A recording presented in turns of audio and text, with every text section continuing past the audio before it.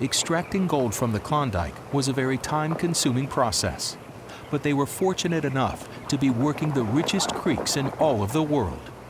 A good amount of the new arrivals to Dawson were still captivated by the stories of gold and went to work on other people's claims. The men and women of the Great Stampede to Dawson City came from all corners of the earth and from all walks of life. We talk about stampeders as if they're all one, but they're not. There are a lot of people who went up there who were merchants and went up to sell goods to the miners, the prospectors. Imagine if you come to a strike zone and suddenly there's this well-positioned tent with all the goods you need, food, supplies, of course the prices. It's kind of like going to a movie theater with the popcorn. You'll spend a fortune. People would need goods and services, and so they went up with a view to building a hotel, building a saloon, a hardware store, a restaurant, you name it. They quickly learned that they could fall back on the skills they already possessed and make a far greater living than anything they've experienced back home.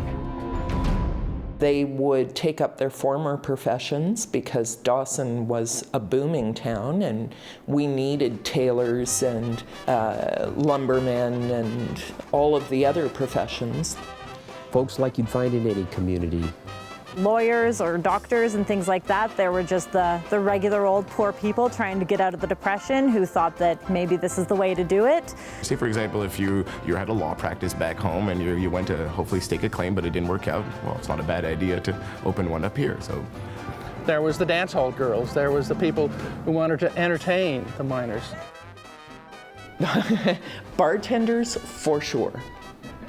There's not a lot of places where you could go and socialize with people, so the bars and saloons really became a very important way for people to get a little bit of that feeling community. You know, talk about what's going on out on the creeks, talk about, your mining, or talk about how lonely you are at home. This is 1 ounce of gold dust, or flour gold, as some call it. Today, it is valued at over $1,500. While in Dawson City, 1898, this same ounce was worth about $16. In fact, gold quickly became Dawson's primary source of currency. Just about every business had a gold scale on the counter. They would put a 1 ounce weight on the one side of the scale, and you would shake out 1 ounce worth of gold dust until the scale balanced, and then you'd made your payment. Whether working on a mine or working in town, everyone was eagerly trying to get their hands on it. One thing the bartenders used to do, they would, when they were taking your gold dust out of your gold poke to pay for your drink, they would catch some of the gold underneath their fingernails and then rub it through their greasy hair.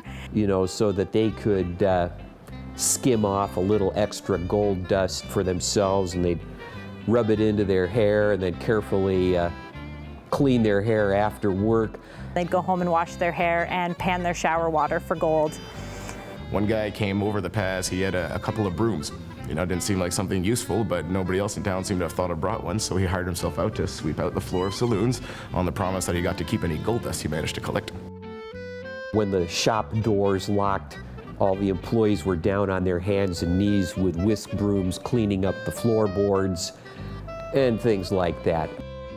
Given the remoteness of the Yukon and the limited quantity of supplies, merchants were able to charge outrageous amounts in comparison to similar items in the lower 48. You could buy a glass of whiskey for $10. Milk was $20. Imagine this, the person who had the first cow in Dawson was doing very well. Today, an ounce of gold holds enough value to buy over 400 gallons of milk. Back then, 1 ounce merely covered the cost of a single gallon. But if you had a good claim and could afford that, it was not a big deal. This implies that there was an incredible amount of gold being extracted from the Klondike. To date, approximately 12.5 million ounces of gold have been pulled out of the Yukon, a value of over $20 billion at today's prices. With $1,500 an ounce now, it's becoming a recreational sport for people nowadays. They're enjoying it out on the weekends now. So it's still happening, even today. And people are still coming up here and trying to get rich.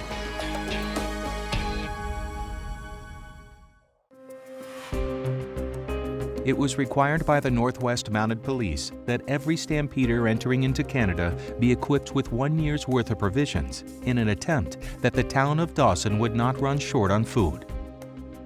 By the time winter was approaching, that year had passed and all of their food was long gone.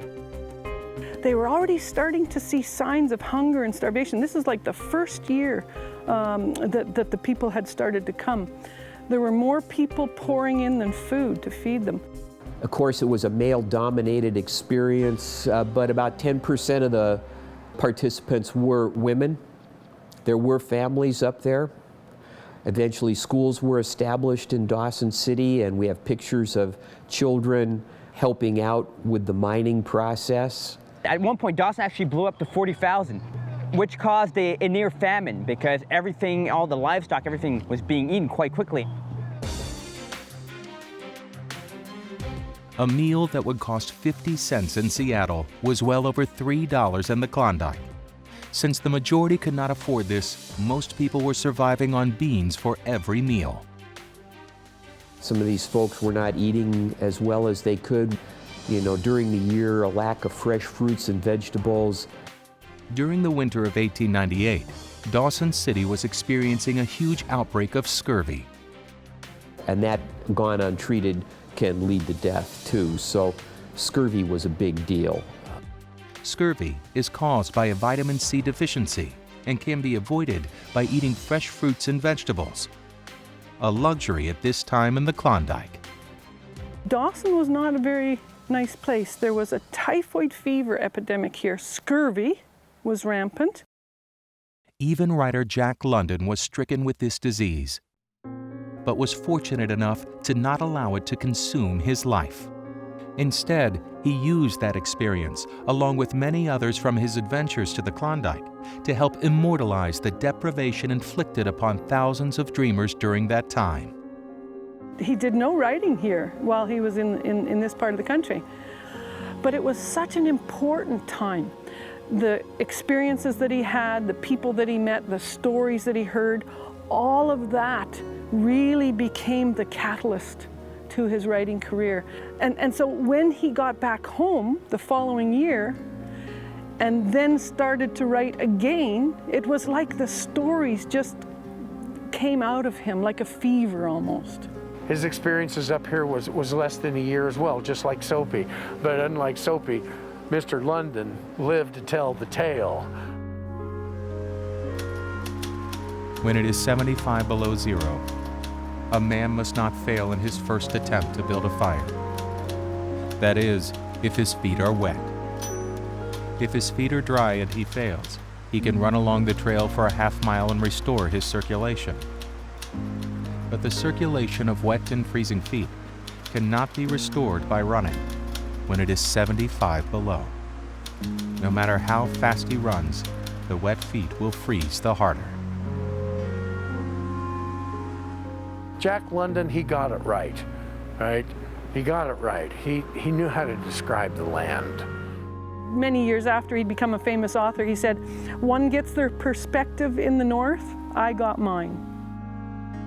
So a lot of his novel, like To Build a Fire, White Fang, and other short stories of his very seem to epitomize the romance of the North, were conceived on his adventures here. On his way up to Dawson City, Jack was known to have wintered in several cabins. But there is a certain cabin that is particularly special. What makes this cabin so special is that Jack scribbled some graffiti on the back wall in pencil. He scribbled his name, Jack London, miner, author, January 27, 1898. And down creek, about maybe a quarter of a mile, is the cabin that housed a family that actually saved his life, saved him and his partner from the scurvy. Unfortunately, not everyone was so lucky. While many were living lavishly and flaunting their newly found fortunes, scurvy, along with other diseases, claimed the lives of over 2,000 that winter. Please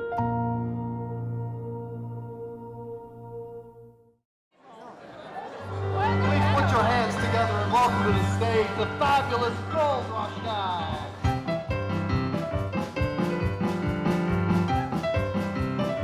For the few that could afford it, entertainment was running rampant in the Klondike.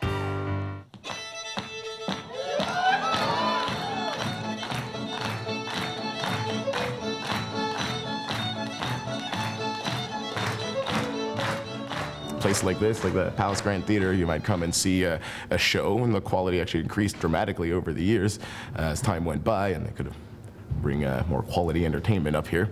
I guess there was a lot of vaudeville acts going on, which basically just you could conceive as just any disparate elements of performing art you can think of and just mash it all together, throw it up on the stage.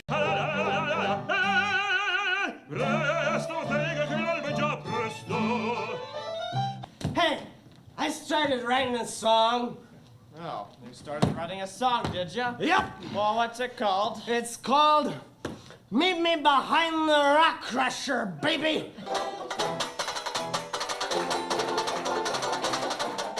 I mean, they had boxers fighting. They had a guy actually by the name of Long Neck Larry who put a noose around his neck and just kind of hang there, you know, for the delight of the audience. You know, little children come and sing their songs of home in Ireland. When the weather conditions wouldn't permit mining, the miners would look for any way to entertain themselves. Just anything to relieve the loneliness and isolation of your life out of the creeks. It wasn't a glamorous life. It was hard work. There were lots of miners that had gold, and the ones that were poor probably got paid in gold and chucked it up on the stage for the girls because they'd been out in the bush for so long.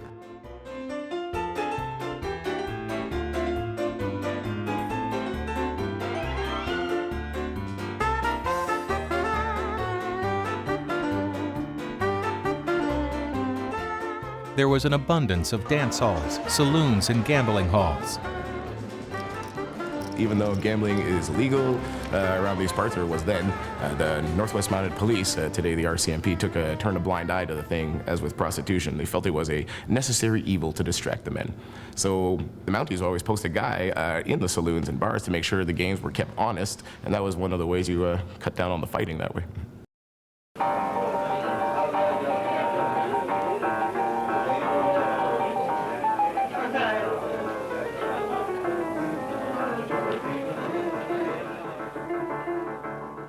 In fact, during the rush, more fortunes were won and lost in the gambling halls of Dawson City than in the gold fields themselves. So of course, people that made fortunes didn't keep them very long often. It's kind of like people who win the lottery nowadays. They're not conditioned to handle this amount of money, and so they spend it in very frivolous matters, not having a strategic plan for it. And many miners fell prey to that, where they just assumed that there would be more and more gold, and one day they hit rock bottom, there was nothing there, and they came back pretty much in the same state in which they left. This would explain why only a handful of people actually left the Klondike with their fortunes. That's what the gold rush was. It was a world of extremes. People that made fortunes, people that lost fortunes. They had 3 great months, right? Amazing nights, but then afterwards, nothing to retire on.